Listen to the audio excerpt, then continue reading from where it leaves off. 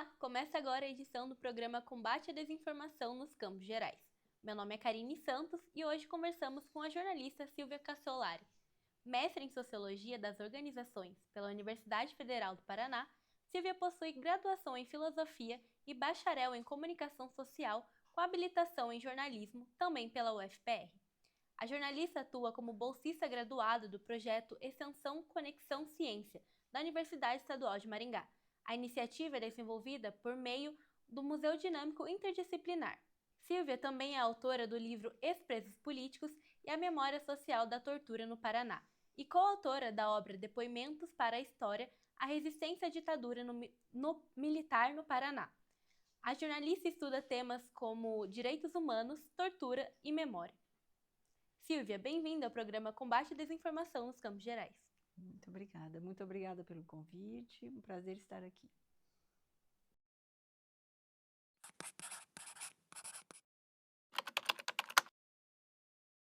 Silvia, no livro Depoimentos para a História, a Resistência da Ditadura Militar no Paraná, afirma-se que é assustador que tenha gente que ainda desacredite no fato de que no Brasil a ditadura militar se prendia, torturava, assassinava opositores políticos. O que motivou e ainda motiva esse pensamento? Olha, primeiro é preciso contextualizar que essa afirmação foi feita na época do lançamento do livro, que foi em 2014. 2014, longínquo, né, 12 anos, nem se pensava que um dia a gente fosse sofrer uma tentativa de golpe. E continua sendo incrível e verdadeira essa afirmação, porque nós vivemos no 8 de janeiro de 23 uma tentativa de golpe, que foi fracassada, mas que foi uma tentativa. Então, isso prova que as pessoas ainda não entenderam, não têm consciência, muita gente, principalmente as novas gerações, e as que viveram e continuam achando que a ditadura foi boa, né, para si, para os seus, ou não tem consciência do que aconteceu, que faz com que a nossa democracia ainda sofra ataques diariamente, e principalmente nos últimos 10, 20 anos, com o avanço da internet, a internet se transformou num campo fértil para esses ataques, para essa negação de que a ditadura perseguiu, torturou, assassinou, desapareceu com pessoas, destruiu carreiras e biografias. Quer dizer, foi feroz no sentido de, com base na ideia de segurança nacional, né, de exterminar os seus inimigos, né, os terroristas, os subversivos e os comunistas. Quer dizer, e hoje a gente escuta esse mesmo discurso, né, da época da ditadura, né, uma ditadura que fez 60 anos e que, claro, está fazendo 62 anos agora. Você escuta, se você assistir um documentário, né, da época, ou de antes, ou logo depois do golpe militar, né, você vai ouvir os mesmos argumentos. É o avanço do comunismo, são os socialistas, porque para eles socialista, comunista é tudo a mesma coisa, quer dizer, uma total falta de consciência, de informação do que é realmente, de qual é a diferença entre ditadura e democracia. Eu me lembro que em 2018 eu ouvi de gente muito próxima a mim, assim, dizendo que ia voltar, que não ia votar no PT ou no governo que estava, porque preferia a ditadura, né, do que o comunismo. Aí você fala, meu Deus, desde quando no Brasil a gente tem comunismo? Nunca houve comunismo no Brasil.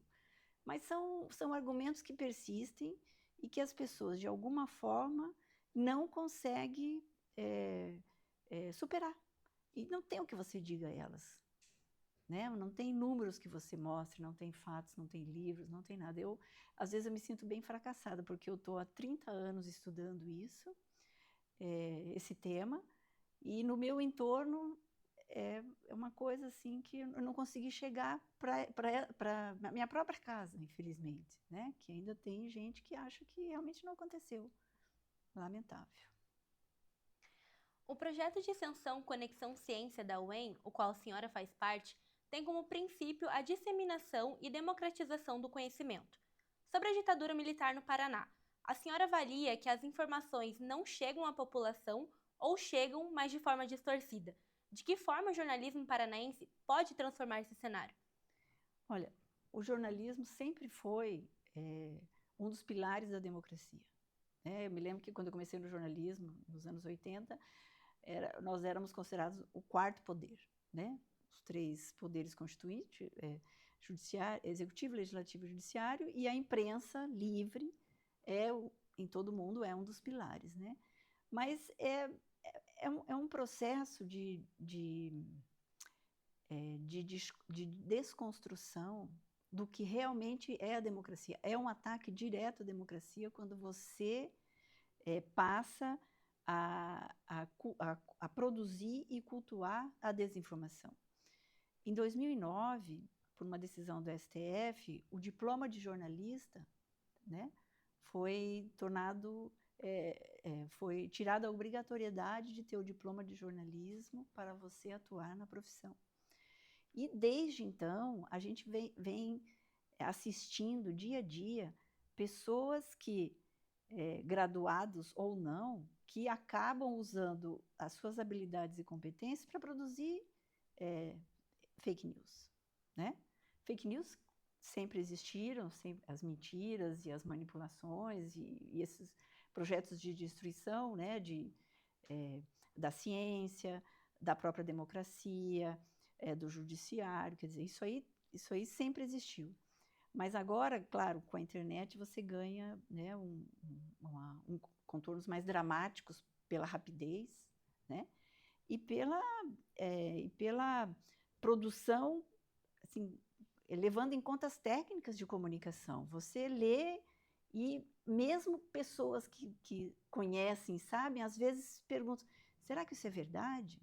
E não é todo mundo que tem essa vontade de ir atrás, fazer uma checagem, né? Por isso que até hoje tem vários projetos de checagem, né? de fake news, que você poderia imediatamente ler uma notícia bonita, uma foto bonita, um título bem chamativo, normalmente a fake news ela vem carregada com uma certa urgência e sensacionalismo, e de repente a pessoa já está passando para frente, entendeu?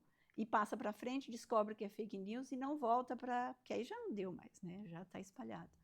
Então, acho que a gente ainda precisa, o jornalismo de verdade, né? O jornalismo que tem compromisso com a ética, o jornalismo que tem compromisso com a responsabilidade com a informação, que tem consciência, o jornalista que tem consciência da sua função social, que é levar a verdade, que é checar os fatos, precisa que as pessoas, precisa construir uma cultura, né, contra a fake news. E isso demora. Qualquer mudança cultural demora muito a acontecer. A gente está fazendo a nossa parte.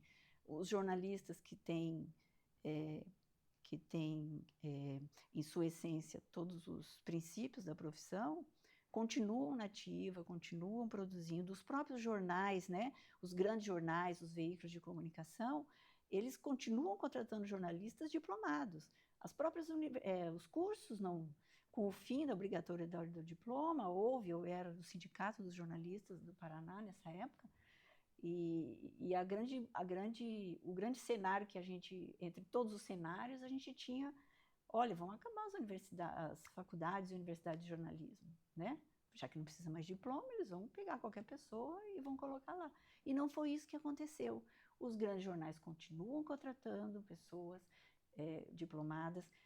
Existem pessoas que não têm, né, a graduação, não têm a formação, mas que têm, né, que são bons de leitura, que têm curiosidade, que conseguem observar o mundo, porque o jornalista é uma pessoa que tem que observar o mundo e ler o mundo e contar histórias, que nós somos contadores de história. E tem algumas pessoas que não têm diploma e fazem isso perfeitamente. Mas não é todo mundo. Eu sempre brinco que nós jornalistas podemos fazer o trabalho de muitas pessoas, mas não é todo mundo que consegue fazer o nosso trabalho com a responsabilidade que deve ser feito. Então, a gente tem que resistir, assim como a democracia resiste, assim como as universidades, né, continuam formando novos profissionais da comunicação, e a comunicação se ampliou bastante em função das novas tecnologias e mídias. A gente tem que continuar tentando fazer esse letramento junto à população, né? Mostrar para elas que nem tudo que reluz é ouro, nem toda informação pode ser verdadeira. Eu mesmo já me flagrei algumas vezes compartilhando e fico muito triste, me dá uma dor no coração de saber que eu compartilhei uma coisa. Eu falo, gente, mas não é possível que isso aqui me enganou, não é verdade. Então eu volto aonde eu mandei. Gente, né, é fake news isso aqui. Podia ser verdade, é tão bom que podia ser verdade, mas não é verdade. Então, assim, eu sempre procurei ter essa responsabilidade como profissional. Mas a gente já melhorou bastante, as coisas estavam... as coisas já foram piores, né? O problema é que à medida que a tecnologia avança, as estratégias, né, de desinformação avançam também. A gente está sempre correndo atrás do prejuízo, né? Mas uma hora alguma coisa vai acontecer a nosso favor, pelo menos. A senhora destacou que, como toda mulher que vive no Brasil, a democracia não tem paz. O país viveu uma tentativa de golpe e, mesmo assim, existem discursos e investidas de anistia aos golpistas. Quais medidas a nação deve tomar para não retroceder e seguir em frente? Fazer o que não foi feito em 79, né? Na ditadura, que foi anistiar torturadores. Quer dizer, essa cultura da impunidade, a gente tem que virar essa página. E esse é o momento perfeito. Porque hoje nós temos pessoas que foram acusadas, né, de tentativa de dissolução do Estado Democrático, dentro do devido processo legal, ninguém foi preso, ninguém foi sequestrado, nenhum deles foi ameaçado, foi torturado, nenhum deles morreu, entendeu? Foi tudo feito dentro do devido processo legal, como tem que ser num Estado democrático de direito. Então, isso já é um caminho, né, de que a gente está fazendo diferente. Porque não adianta querer uma solução diferente fazendo igual. E, claro, a gente sabe que em 79 o movimento de anistia ele teve uma grande atuação junto aos movimentos sociais de direitos humanos, né? Mas, no fim, a anistia possível que foi aprovada, só quem perdeu foram as pessoas que já tinham sido condenadas, presas, as famílias que tiveram os seus desaparecidos, os mortos desaparecidos. Mas os torturadores, esses foram condecorados, foram colocados nas estatais e estão impunes até hoje. Até hoje. Muitos já morreram. Enfim, o que a gente tem que tentar entender que ou a gente se fixa num país onde a democracia é um princípio inegociável, ou então a gente vai ter sempre um golpe em cada esquina, em cada ano, em cada eleição. Você vê, é incrível, depois do 8 de janeiro, depois de todas as prisões, depois de tudo que a gente viu, antes, depois e durante, a gente está começando, né, na pré-campanha, e as pessoas continuam pedindo anistia aos golpistas, que era o que foi feito da outra vez. Quer dizer, o judiciário está fazendo a sua parte, mas as pessoas ainda não tomaram consciência de que isso não é mais aceitável no nosso país. Não dá mais para aceitar esse tipo de coisa. Vamos esperar, quem viver verá. Silvia, de acordo com a pesquisa liderada pelo Centro de Antropologia e Arqueologia Forense, que investiga a participação de pelo menos 10 empresas envolvidas no golpe de 64 e durante os 21 anos de ditadura, os militares receberam forte contribuição de empresas e empresários para manter o regime. Com o atual cenário político do país, isso pode voltar a acontecer? Se sim, como impedir? Olha, muita gente, eu sempre digo que a criminalização da política hoje, né, você você escuta principalmente as pessoas de direita, da extrema-direita, dizer, os políticos não prestam, são todos corruptos, eu vou acabar com a corrupção. Quer dizer, esse discurso fácil, né, que às vezes pega uma pessoa um pouco desavisada, faz com que se prospere esse tipo de situação, né? Hoje a gente tem várias empresas que foram culpabilizadas pela participação na ditadura, algumas não, mas só pelo fato de sair uma notícia de que elas estiveram envolvidas, né, durante a ditadura com recurso financeiro, humano, até de infraestrutura, né? Pega muito mal para a empresa, mas a gente viu que no 8 de janeiro houve muita colaboração para aquele quebra-quebra, para aquela tentativa de golpe, né? Só não foi bem sucedida, porque, de alguma forma, as instituições funcionaram para aniquilar aquele movimento, né? E eu acho que agora a gente está numa eleição em que o 8 de janeiro está muito vivo na memória dessas pessoas, né? Elas ainda continuam inconformadas de não terem conseguido o intento, que era matar o presidente, o vice-presidente e o relator do inquérito, né, das fake news. Então, de alguma forma, a gente escuta assim, você ouve aquelas frases assim, não, porque se eu ganhar, eu vou anistiar todos os do 8 de janeiro, eu vou pedir o impeachment dos ministros do STF. Quer dizer, o 8 de janeiro ecoa muito forte ainda. E as pessoas precisam entender que, como na pergunta anterior, né, como a gente tem essa epidemia de feminicídio no país, que as mulheres não estão seguras em absolutamente lugar nenhum, nem em casa, nem na rua, nem no trabalho, nem em lugar nenhum, a democracia também não está segura. E isso é verdade, e isso é algo que tem que nos assustar e que tem que acender a nossa luz vermelha, não é amarela, não. A gente vai ter uma eleição geral num país que ainda está ressentido com esse 8 de janeiro, né? Porque foi por pouco que a gente não se ferrou de vez, não retrocedeu a ponto da gente chegar a passar mais 20 anos sendo governado por autoritários, por negacionistas, principalmente, né? Não só da ciência, mas de todos os valores civilizatórios que hoje em dia fundam a sociedade, né? Deveriam fundar a sociedade moderna. Então, eu acho que as empresas têm que pensar muito, né, em quem apoiar nessas eleições, porque dependendo, elas podem, num futuro, ser ainda responsabilizadas, porque não há bem que sempre dure, mas também não há mal que não acabe, né? A ditadura foi um período terrível para nós, acabou, mas a gente ainda está num processo. A história tem um outro tempo, né? Mas é no dia a dia, é na universidade. O papel da universidade é fundamental nesse sentido, né? De criar consciência, de levar para a sociedade, né, o que ela pode ter de melhor, né?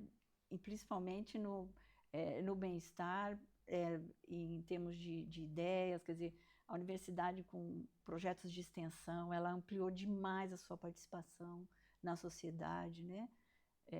Recentemente eu vi um levantamento da UEM, assim, mas só de 2024 foram 4 milhões de pessoas atendidas. Quer dizer, são pessoas que são atendidas nos laboratórios, nos hospitais universitários, nos escritórios modelos com assistência jurídica, os núcleos Maria da Penha, os NUMAPs, né, das universidades, a questão das crianças, enfim, é infinito. E claro, a universidade está criando profissionais, e ela gera bons profissionais. A universidade, o sistema de universitário de ensino superior do Paraná é um dos melhores do Brasil. Então, eu acho que a própria universidade tem que começar a tomar posição também, sabe? Em relação que futuro que ela quer para ela, porque dependendo de quem for eleito, tudo respinga, né? Não só no trabalhador, no empresário, mas na universidade também. Então, é hora de se posicionar. A gente está numa eleição que vai ser um marco, né? Ou a gente avança ou a gente retrocede. São aqueles momentos assim em que você vê a história acontecer e você é testemunha e tem que fazer a sua parte, cada um tem que fazer a sua parte, né? Por último, segundo dados disponíveis no Observa DH, a maioria dos mortos e desaparecidos na ditadura era estudante, jovem e ligada a organizações políticas.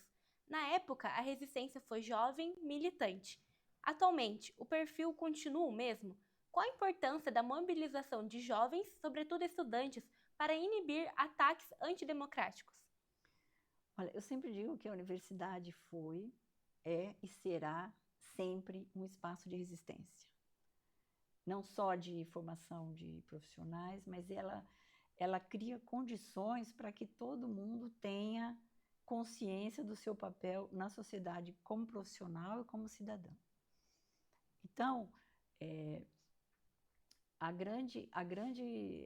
na ditadura, realmente, hoje eu faço parte de um grupo, eu tenho um grupo que enfim, eu estou há mais de 30 anos conversando com essas pessoas. Quando eu falo, eu estudei há mais de 30 anos o tema, é porque eu convivo com essas pessoas. O meu livro, Depoimentos para a História, são 165 depoimentos de pessoas que nós entrevistamos. Eu sou coautora, junto com Narciso Pires, que é um ex-preso político, presidente do Tortura Nunca Mais Paraná, e do historiador Fábio Bacila, que é aqui da UEPG, inclusive. Então, nós montamos esse projeto junto com a Comissão da Anistia, que foi feito dentro de um projeto maior, que é o Memórias Reveladas. Então, a gente fez um livro que era um registro de memória, porque, em se tratando de ditadura ou de qualquer outro tema, a memória, ela é um instrumento de resistência. Então, nós entrevistamos 165 pessoas, a maioria que militou, né, na época da universidade, ou secundaristas ainda. O Narciso começou bem antes, já no ginásio, como a gente chamava, né? E muitos já estavam na universidade. Esse pessoal hoje tem em torno de 80, 82. Então, eu faço parte de um grupo que até lançou, nos 60 anos do golpe, um livro com relatos, memórias, né, de 64. A maioria é universitários. Então, assim, uma fonte de pesquisa muito interessante para quem quer entender a época, porque ali tem poesia, tem crônicas, tem fotos, tem música, tem tudo ali dentro daquele livro. Muito, muito interessante. E eles reclamam isso, mas os jovens e tal. Mas aí vai ter sempre algum que diz, não, mas eu fui convidado para vir à universidade aqui da minha cidade, e os jovens estão sempre comigo.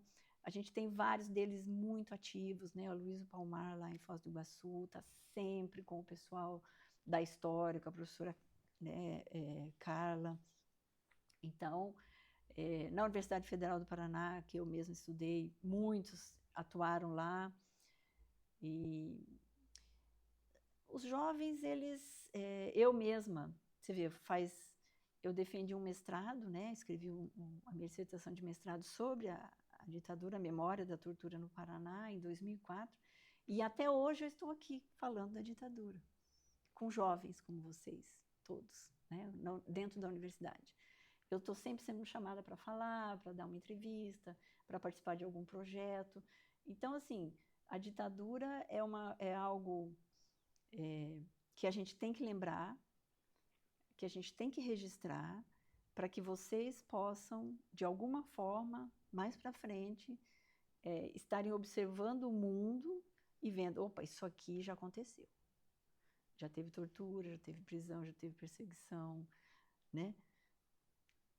aquele contexto todo, para vocês terem noção do que observar no mundo e lutar contra, né? E resistir, porque é só...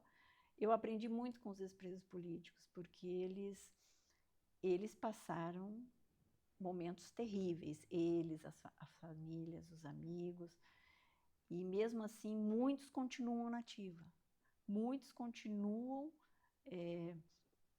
envolvidos na luta.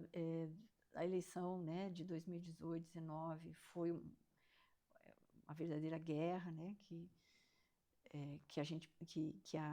o campo progressista perdeu, mas ninguém pediu, ninguém questionou a validade da eleição, ninguém questionou a eficiência das urnas eletrônicas. Vida que segue, perder faz parte do jogo. Quer dizer, o que me parece é que esse pessoal acha que, sabe, uma coisa meio de menino mimado, assim, que, perdi, agora eu vou dizer que não valeu, entendeu? Então, eu não sei, às vezes me perguntam, como é que a gente combate fake news, como é que a gente convence as pessoas que a ditadura foi boa, que a ditadura não foi boa, né? Combate essa ideia de que a ditadura foi boa. Jogar um livro, fazer a pessoa ler, não sei.